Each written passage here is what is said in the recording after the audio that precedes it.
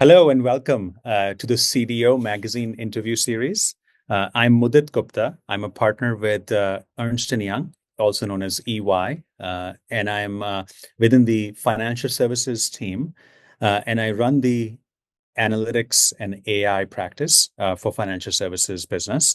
Uh, to understand it simply, it's the AI COE that enables AI adoption across, banks, insurance companies, as well as wealth and asset management companies.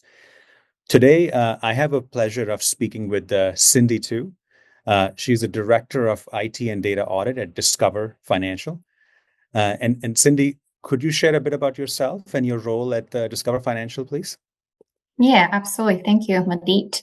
Yeah, my name is Cindy Tu. I'm currently the Director of IT and Data Audit with Discover Financial Services.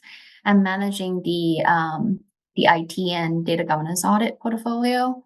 I've been in this field for almost 18 years now, and in financial services for about 10 years. In my spare time, I'm actively involved with industry groups such as CDO Magazine, EDM Council, as well as American Bankers Association. Very nice to be in this session. Thank you, Cindy. Thank you for taking the time. And you just have a great background and experience, which is going to lend itself, very well to what we're about to talk. So we have the favorite topic for all of us, which is called AI. And any magazine, whether it's an industry magazine or any type of conference, in fact, I'm coming from one just this morning, is focused on AI and all its benefits. If you pick any type of dimension, right? You pick a productivity dimension, you pick cost, you pick growth, right? You pick stock market, right? It's all responding and reacting to AI, right? 2.5 years into the first release of AI into our hands, right, as end users, there is still continues to be a lot more to be desired, right? And what I hear when we talk to various companies is that while there is a lot of promise, there is also a significant delta between that promise and true adoption, right? Also sometimes known as hey, I'm POC to production, right? There's a long road in the middle. So, Yep. maybe to start off, would love to hear from you and understand from your standpoint. Are you feeling and seeing similar sentiment? There is a lot of promise, but a lot more to do and a lot more to resolve, or is stuff working quite well, streamlined, and running at a very fast pace? That's a great question. So, Madi, I think that for the industry, right? Our industry, like financial services sector, particularly, given how much regulatory compliance pressure that we have, and how much data, sensitive, confidential data we have from the customer, I think that we're constantly balancing that act between the speed of innovation versus risk management, right? So, because we have a duty to safeguard our customer data, which are confidential and sensitive in nature, right? So, I'm definitely seeing like more recently that the AI risk framework and governance framework is much more like robust than what we have like roughly like a year ago, right? Because I felt like last year everyone's still trying to figure it out, may have some, councils that they meet periodically, but I think this year in the industry overall, I'm definitely seeing more rigors built in about the risk management, right? So, um, and more like like component built in there that is for more considerations in terms of classify different GenAI use cases in different category and figuring out which framework it should go through, right? It doesn't matter if it's model or if it's SDLC, if it's data governance, or and it should go through a separate AI governance framework. But I think overall, there's still like use cases, generally stuck at more like a POC level, not really a whole lot of this going through, hey, finally going to production, I still see that these cases, particularly in financial service industry, being more rare because there's a lot of risk assessment that need to go through from a data perspective, from IT security perspective, as well as AI, new AI risks that introduced. So there's still a struggle, I think, as an industry that we're trying to figure out. So our jobs are not at risk. Yes, hopefully not.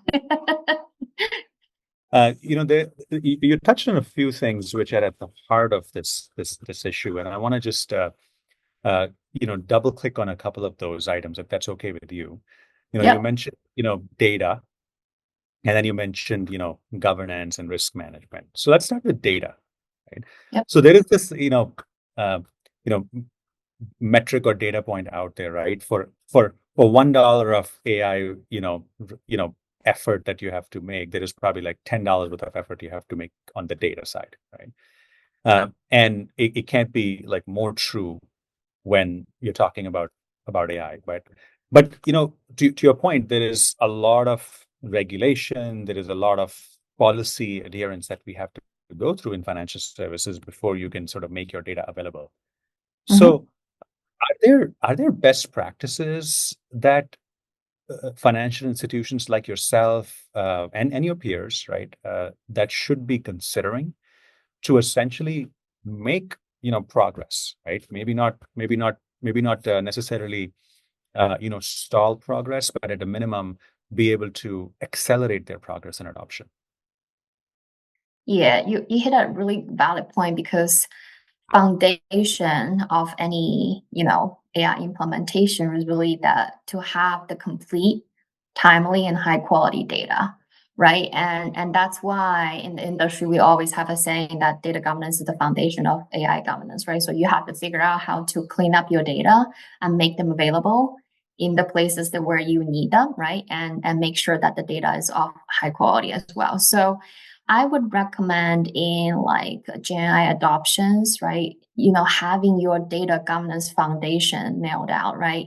And those are your data quality, data integrity, data security, and data privacy. I think data security and data privacy specifically are addressing those like risk management and compliance, right? Because again, we hold so many sensitive and confidential data.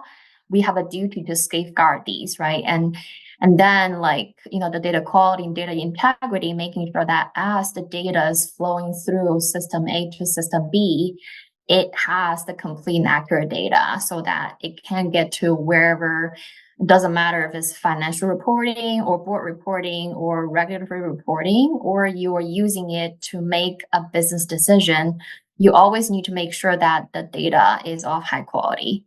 And baking these data type of control in your governance framework is going to be the key, honestly. And that's going to be the best practice in making sure that you consider all the data risk that is pertaining to the type of data that you're handling, right? Making sure that data is classified in the right way and all the necessary relevant controls are being applied and being implemented and being monitored as well to make sure that it is operating effectively.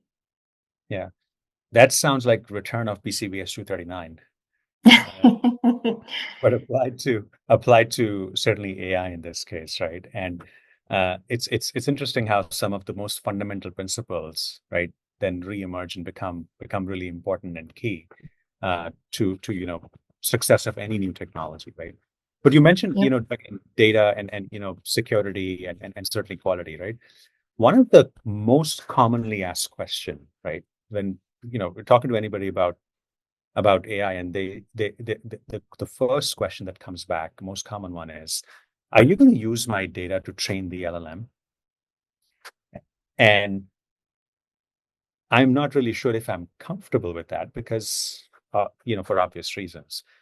Do you get that question as well, or have you, seen a response to that question, right? That is practical in nature. So definitely, because as part of the stakeholder in the in the AI console, we do actually ask that question a lot because like it depends on like in every GenAI use cases, right, that we go through and that we review. A lot of questions about what data you use and how you secure it and how you dispose it to make sure that it doesn't have any impact, from a data security and data privacy perspective, right? I have not seen many use cases, honestly, just in the overall industry, like using customer data directly or it's customer facing, because those have bigger impact. If anything were to go wrong, it has a big reputational, impact and financial impact, and particularly regulatory impact as well, right? If you harm the customer in any way, shape, and form, you're going to get fines, right? And you're going to have regulatory actions hold against you. So I think generally speaking, so that, like the GenAI use cases that is either customer facing or actually using customer data to train it, like it's more sensitive and you need to go through like additional rigors around it. We do ask that question a lot. And I think that from the other perspective of, transparency around AI, as we're maturing through this process, that ensuring that transparency with your customer is also very important, right? So disclosing what type of information are being used and making sure that you have the opt-in and opt-out choices being there available, I think will ensure that the customer have more trust in generally like GenAI use cases, right? And make sure that they're comfortable with still like giving the information to you. So I think that's super important. Yeah. No, thank you for sharing that perspective. Just to summarize, what I heard is, uh, you know, data is the foundation, is the core. Yes, we may be worried about which LLM, and certainly that's an important factor to solve, but you can't really Mhm. move forward even if you select the right LLM because you don't have the right data. And Yep. some of the data security, data quality, data completeness, requirements and expectations 100% apply. So if you haven't solved for it for so many years, right, it's likely going to delay your progress, right? But hopefully in certain areas you have been making that progress as a company, as a financial institution, and you can now leverage, right, and get benefit out of those efforts, right? And Yeah. the point around data being used for model training, one thing I wanted to just mention and share, there are techniques and architectures that are available and in use, which does not actually require your data to be sent over to, the mothership, so to speak, right? The LLM. Mhm. It stays with you, and you can certainly develop and engineer, prompting mechanisms and other techniques that help you improve the response, right? So for the listeners, for the viewers, perhaps one question you have to ask, right, in addition to saying, is my data going to be used, is that what techniques and architecture are you going to be using that doesn't send my data, to the LLM? And I'm pretty sure the answer is going to be, 3 to 5 different approaches, right? Yep. So I Mhm. truly appreciate you taking the time. Thank you for those insights for the listeners. Thank you for joining. For more interviews and any more insights, please also feel free to visit the cdomagazine.tech website.